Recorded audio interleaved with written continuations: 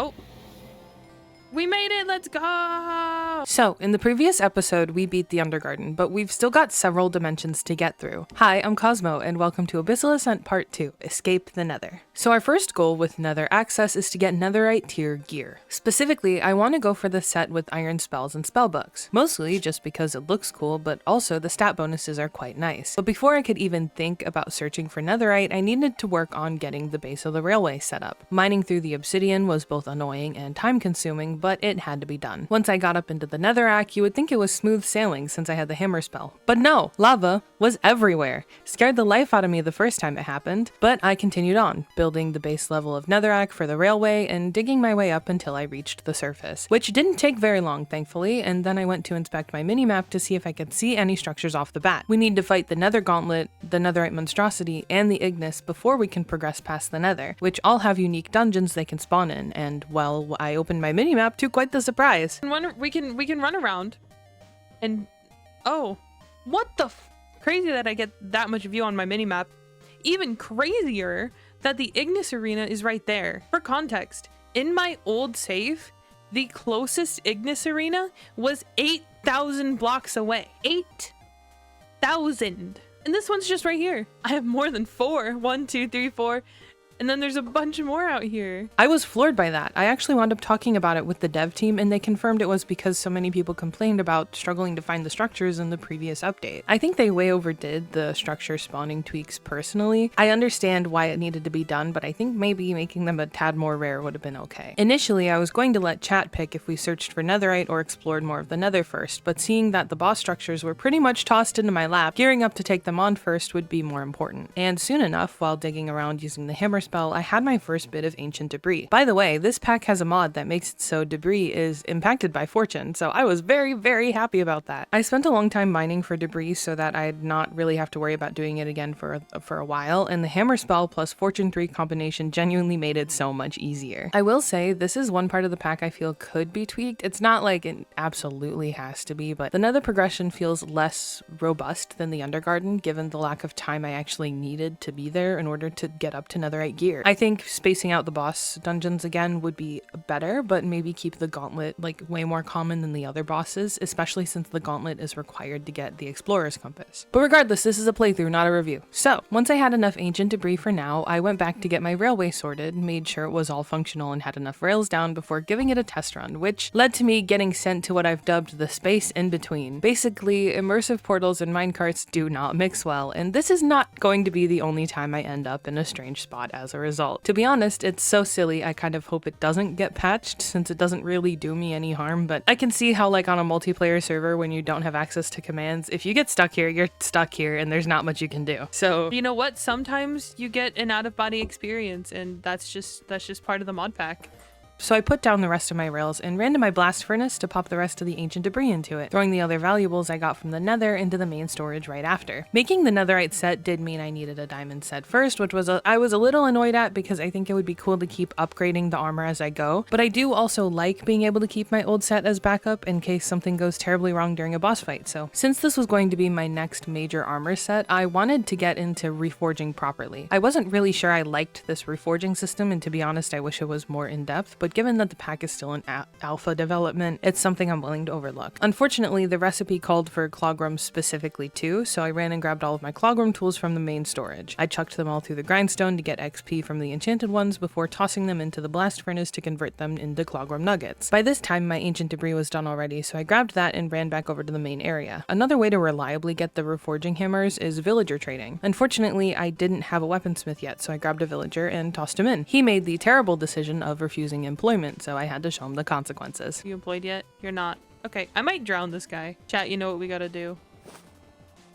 Oh, what the f— Well, of course I made the mistake of opening this thing up. A boatload of zombies spilled out, which scared the hell out of me, but thankfully I had a good spell from Irons Equipped, which came in handy. Honestly, I'm so happy I dug out this little backup hole in case something like this happened, because it completely saved me and my villager setup. Not sure if it was as efficient as emergency pufferfish would have been though. I consider it a win since the villagers also weren't mad at me. So I started leveling up the replacement villager, which took the weaponsmith position much more easily than his predecessor. While I was waiting for the villager to restock, ASRock, I looked into actually upgrading the diamond armor, and I realized I was missing a key component in my upgrade journey, the smithing template. I don't know why, but I always forget that this thing exists, so I made all the ingots I could and chucked them back into storage and continued working on leveling up the weaponsmith. When I got him leveled up and didn't get the trade, I realized it was a level 4 trade, and I am just a bit stupid. Anyway, I decided to give it a rest for now and head back to the Nether to look for a template. But I wanted to finish the rails for the undergarden portion of the Heavenator, so I crafted some more and threw those down as I ran my way back up to the Nether. And after a quick test run, I confirmed it was functional, including both the undergarden and Nether portions, though I would need to dismount and replace the minecart between dimensions. Not smooth, but also not a huge deal anyway. I was contemplating going to kill the Gauntlet now because I thought there was a chance he dropped a smithing template. Looking back, I don't think he has it in his drop table, but I picked out an arena to go for and started mining my way through the Nether using this beautifully overpowered spell. Though I thought lava was still a threat to me, but in hindsight, I'm pretty sure I was wearing that one ring that gave me permanent fire resistance, so I think I was just being a touch stupid. Still, it is faster to run across a bridge than it is to swim through lava, so I'll take it. Wait, I did wind up realizing it like right after I wrote that part of my narration. That's kind of hilarious. You know what would also be hilarious? If you liked, to subscribe with notifications on and left a comment for the algorithm. You can also join as a channel member if you want to support me directly and get access to videos a day or so early, but it's completely not required. I also have a Twitch and a Discord if you want to check those out. Anyway, I found one of the arenas, but this is a Netherite monstrosity arena, not a Gauntlet one. Either way, I decided to loot the arena and try my hardest to avoid waking him up in the process. All the shiny gold just sitting here begging for me to take it. I couldn't resist. My little loot goblin brain activated and it was beautiful. Truly wonderful. I even decided to try going for the hidden room behind the boss. Oh. Uh-oh. Uh-oh. Oh, shit! I wasn't trying to trigger the boss fight. Uh-oh. I don't have like I have the magic missile, I guess. Oopsies, do I have a shield? I do not. Ah! I can hit you from here. Oh, I can't. Never mind. This, I might be cooked. You think we blight him again? Does he not count? I'm targeting. Huh? Oh, he has to be farther away, I guess.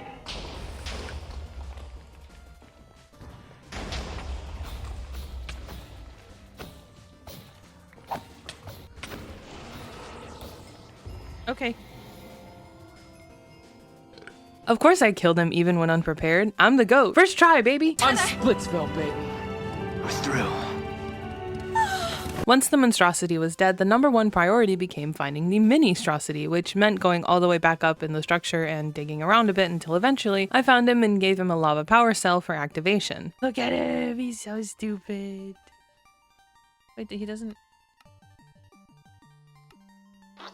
There we go. He's so cute. Don't talk to me or my son ever again. So I finished looting the treasure room, which had so much gold and ancient debris, it's kind of insane, and left, making sure my little guy was following okay as I exited the structure. He was following just fine, but we wound up having to pass one of the biomes I really don't care for, and when I glanced back to check on him, I realized he was taking damage. So, fun fact about this biome, it's from a mod called Nether Exorcism Reborn, and before I say what I'm going to say, I want to make it clear that I have no hate or upset toward the dev directly, but I hate this mod. And part of that is because it's an MCreator mod. I hate it when MCreator is used to make biomes and mobs in general, because the majority of people that rely on MCreator don't know how to optimize it because they don't know how to code. And I end up with issues like what you're going to see in a minute. I think MCreator can be an okay tool and is fine for most simple mods like cosmetics or blocks, but in my opinion, it needs to be treated as a beginner's tool that you are only using to get started and will eventually move away from, especially for something as ambitious as a dimension overhaul mod. That being said, even people who make mods outside of MCreator can make the same mistake. It's just that people who use MCreator are more prone to it. In this mod's case, the plant that emitted that big cloud earlier puts some terrible spore poison 2 effect on entities, including players, for 2.5 entire minutes. So needless to say, I enabled commands and cleared the effect because that is ridiculous, and I refused to sit there and take poison damage for that long. And don't worry, I cleared the effect from my son as well and gave him regeneration. To make sure commands and land mode were turned off, I relogged as well. I'm thankful I did that in hindsight because I wound up crashing shortly after after clearing the effect. I wouldn't put 2 and 2 together until way later because of a chatter pointing it out, but I'm fairly certain me clearing the effect instead of it going away naturally is what made the game crash when the mod went to end the effect for whatever reason. Anyway, I relaunched, and as soon as I was back in my world, I grabbed my son and brought him home with me back to the Undergarden. I put him in this little corner for now, but in the future I want to make him his own little room. Killing the Netherite monstrosity also gave me a new spell, Fortify, and looking back at it now, it probably would have been decent to rotate it into my spellbook, but of course I didn't do that. No, that would make too much sense. Instead, I emptied my backpack into the main storage so I'd have that space free for my next trip to the Nether. And as I checked my inventory again, I realized my armor was a bit low, so I ran over to my mob farm and took a second to repair it. But before I go back to the Nether, I need to prepare a bit. My plan is to take on the Nether Gauntlet first, and then later the Ignis. First, with the Gauntlet, I had to get a shield together, which I was able to throw spikes on. And then I needed spectral arrows. They're not technically necessary for the fight with the Gauntlet, but they make it so you can still see his outline when you're blinded by the ability he has. I don't know how to describe it, he like wiggles his fingers and then you're not able to see. Evil magician type shit. Since he is also a flying boss, it is best to get a bow ready and oh, ew, we don't want that quantity. Oh, hurtful adds attack damage. That's why did I put it back? Oh, fun fact, I made the same bow 3 times because I didn't realize the -3 draw speed when an offhand was just a trait of the bow until I made the third one and realized it was called an adept longbow. So I put it back and grabbed the one with increased damage. Once that was dealt with, it was finally time to go back to the Nether for what I was hoping would be the last time. I zeroed in on my target, the Gauntlet Arena, and started the trek back, rather confident since I had fought this boss many times in the past. Evil Cosmos just J-Slat. No. Oh my god, why did it fart on me again? You can guess what I did next. Turned on cheats, removed the effect, and relogged, so cheats turned back off. And I continued running to our destination. I had to dig a bit further, but it truly wasn't that much longer before I reached the arena. I dug my way in, walked to the altar, immediately breaking the block in the middle to get him to spawn in. I've like only had 1 or 2 fights with him where he didn't escape. Maybe today will be my lucky day.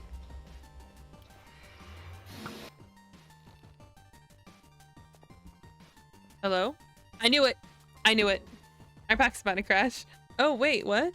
Guys, my pack crashed and my Wi-Fi went out. That's actually crazy. And that was my perspective of what happened. Do you want to see what happened from stream's point of view? I need to know how this looked to you guys. I've like only had 1 or 2 fights with him where he didn't escape. Maybe today will be my lucky day.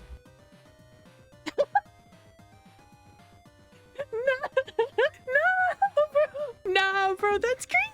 Okay, we should be all good. I'm launching the pack again. Honestly, the clip is so perfect I can't even be mad about the crash. I think it's hilarious that it lined up perfectly with my Wi-Fi going down. I don't even think I could have coordinated it to be that perfect if I tried. That being said, when I logged back in, I was a bit away from the arena instead of in it, and unfortunately when I got back there, the boss was completely gone. The altar too. Sucks, but bugs happen when you pick up a mod pack that is still in early development, so we move on. I found another arena on the map and dug my way over there, trekking through the Nether the same way I did before. It took a little while because this one was a bit further than the other one had been, but it wasn't that big of a deal. Once I got there, I broke the altar and summoned him back in. The Gauntlet honestly is a fairly engaging fight. It can be kind of fun when he doesn't break free of his arena. The way you have to dodge and weave with his abilities and use the arena's pillars to your advantage adds to it a lot. And having a long dash like Burning Dash made it all the more engaging. Truth be told, I wish we had better options for combat mods other than better combat and epic fight. I'm happy this pack doesn't have either of them, but some sort of combat or movement rework would be really cool to see. Anyway, as far as him breaking out of the arena, this is the first fight I had with him where that didn't happen. Every single time I've talked about this boss and some of the other ones from Bosses of Mass Destruction, it's been fairly negative because of some design flaws that I feel they have. The fact that he didn't completely destroy his arena and escape made this fight actually fun for me for the first time. It's a bit annoying how often he breaks out and flies far enough away that he begins to heal even though I didn't try to leave the encounter myself. I think that the boss healing or escaping can be a great way to punish players for abandoning the encounter, but it's just annoying when it happens even though I didn't do anything wrong. Anyway, we made fairly quick work of him and gathered all the ancient debris he drops on death, as well as the flaming eyeball thing because it can be used to make an explorer's compass, which we need in order to reliably get to Bastions so we can get our smithing template. So the second I got back to my home in the Undergarden, I made the rest of the things I needed for the compass and got it together. Now very excited that we were that much closer to a major armor upgrade. And back to the Nether I went. Easy enough, right? Wrong. That is his name. Oh, what the f—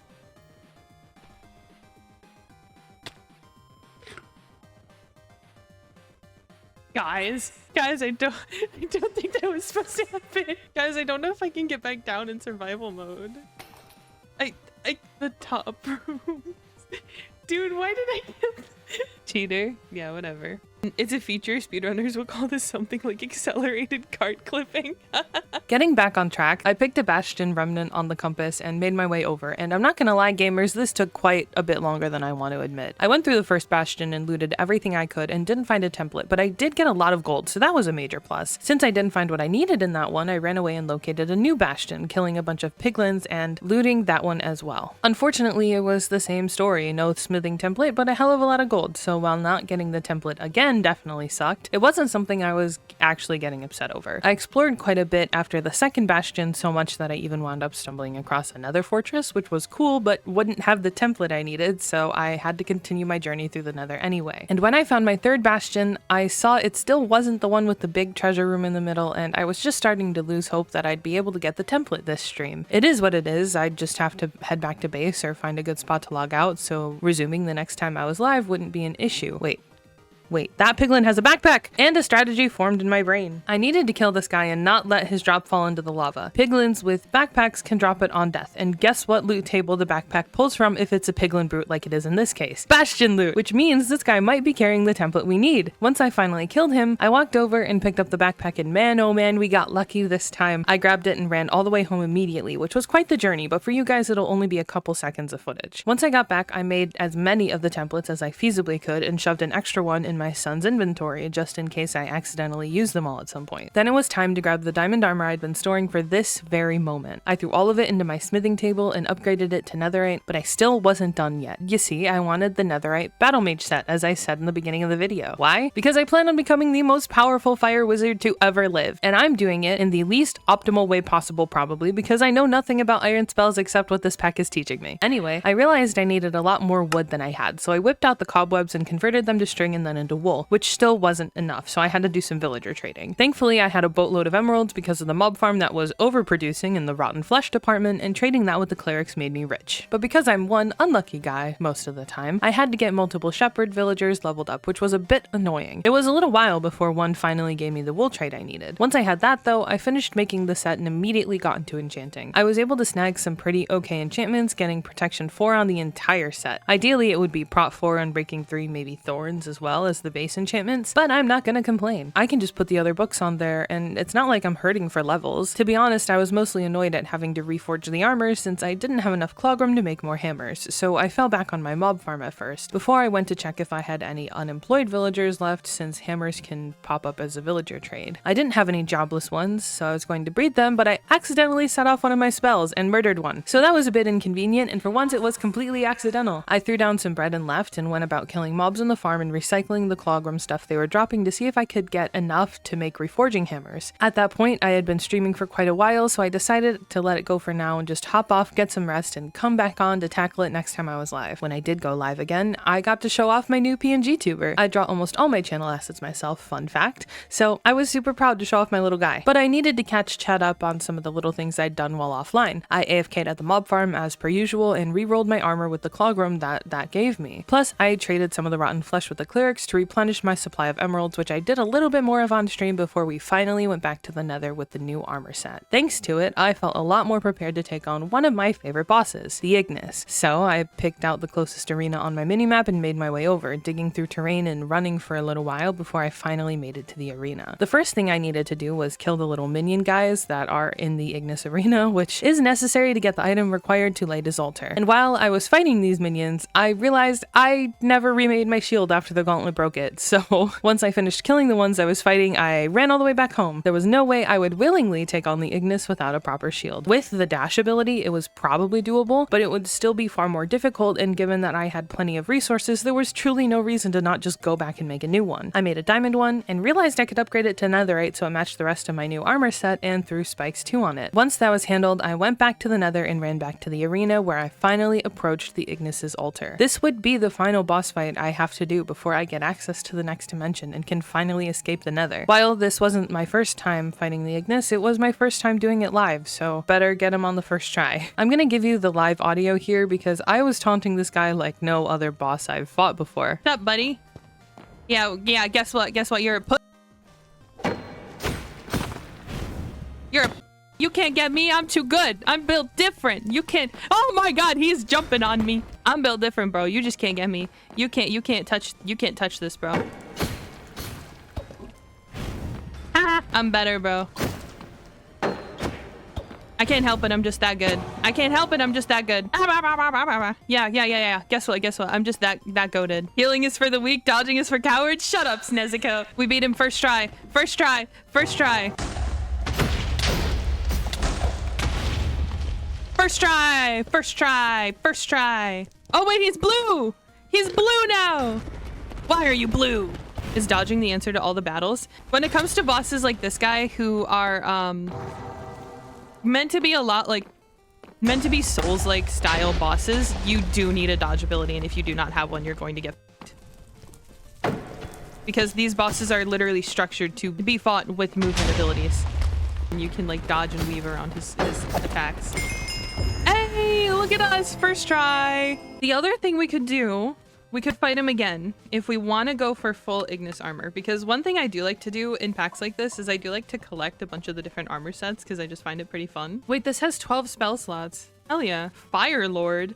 Wait, guys, I'm Fire Lord Ozai. So of course I decided to fight him again. I had the style on him more than once, and I also just wanted to get more of the boss drops in case I wanted to craft a bunch of extra stuff. Honestly, I just like having a bit more than I need when it comes to rare resources. It gives me that peace of mind. Once that fight was done, I went back to the Heavenator. At first I was going to just go down to the Undergarden and recover at base and get all the stuff I needed, but I decided to finish building the base level for the railway. This didn't really take that much time, especially since I'm a former Bed Wars sweat and speed bridging comes pretty easy to me. It was just kind of trippy to think at some point I'd be moving on from the Nether soon. For the first time for a video that I'm editing months after the fact, I don't want to go back and strangle past Cosmo. Usually when I edit footage a few months later, I find myself making really stupid mistakes that set me back really far in playthroughs, but that hasn't been the case here for once. Anyway, once the pathway was dug out and set up, I went back down through the Nether and went back home to the Undergarden. I deposited all my new loot into the main storage and immediately went to swap out my spellbooks. Killing the Ignis gave me a brand new one with extra spell slots and a boost to fire-based spells, which I was already using a few of, so that was quite a nice bonus. Then I made the next pickaxe I would need to break the layer between the Nether and the next dimension, before grabbing a bunch of mending books and tossing the enchantment on my new armor set. That was something I'd forgotten to do earlier, and I really didn't want to lose the set to it breaking mid-boss fight sometime down the line, after which I finally got back on track with the railway, making all the new rails I would be needing to ensure I could finish the Nether portion of the Heavenator. I also made an Ignidium upgrade template, though I didn't plan to use it yet and I gave it to my son for safekeeping. Then it was time to go back to the Nether and open up a portal. Back up the Heavenator I went, and once I was up to the end of the initial track, I started laying down more. I went in a pattern of 5 powered rails, 5 normal rails, wash, rinse, repeat. It worked well, even if it may have been a little wasteful. To be honest, speed is genuinely important when it comes to getting between dimensions, so I'm fine with using more powered rails in order to secure that. Once all the track was down and I was back up under the obsidian, it was time to break the barrier between worlds. I'm a sucker for packs that have really unique concepts, and I haven't seen this like properly done before. With the chicken strips. Oh, wow, that was smooth. Okay, chat, guess where we are? Forlorn Hollows, and this will be our new railway. Let's go. We've made it to the next one, which I'm really excited to check out because I haven't seen this far on the new update. We're about to experience something for sure. This was my least favorite dimension in the old update, so I'm really curious to see what it's like now. And that is where we will end this episode. Thank you for watching. Thank you for being so patient and waiting for episode 2 of this series. I'm hoping to get episode 3 done faster than episode 2, but because these videos are significantly more footage per episode than other stuff that I'm working on, it may take a bit more time, but who knows? Maybe you're lucky and you're watching this video in like 2030 and the series has been done for years, so you get to watch all of it in one go. If you are looking for more playthrough content from me, I highly suggest you check out my MSMP playlist if you want 100 Days style, or my episodic playlists like my Dragora one. I'm currently working on episode 2 of Dragora as well, and that one should have an episode 3 sooner than this series will. Anyway, thank you to everyone for your support, especially the folks on screen right now. If you like the video, share with your friends. I don't know. Thank you. I'll see you next time. Bye-bye.